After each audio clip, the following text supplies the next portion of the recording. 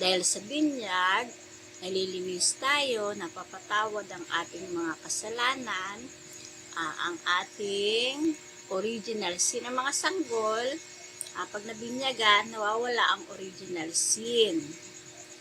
Tapos, pag medyo yung mga may edad na, may mga kasalanan na, napapatawad pati ang kanilang personal sin. So, kailangan binyag. Binyag sa Catholic Church, hindi sa ibang simbahan na. Kailangan sa Catholic Church. Bakit? Bakit sa Catholic Church?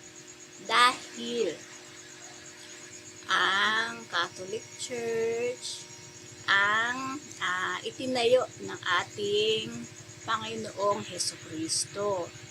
Dahil ito lamang ang may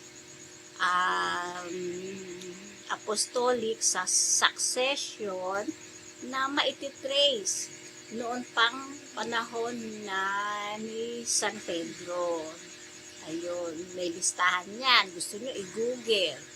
Andyan ang listahan kumpleto mula noon hanggang ngayon, ang apostolic succession. So, ayun, dahil sa binyag, nalilinis tayo sa ating mga kasalanan. Yun nga, yung original sin at ang pag may edad na ang personal sin.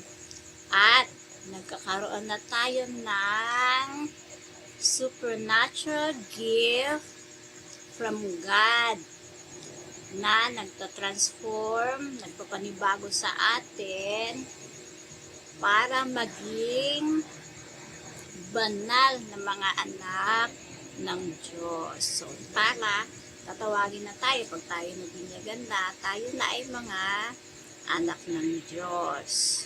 Meron na tayong supernatural gift.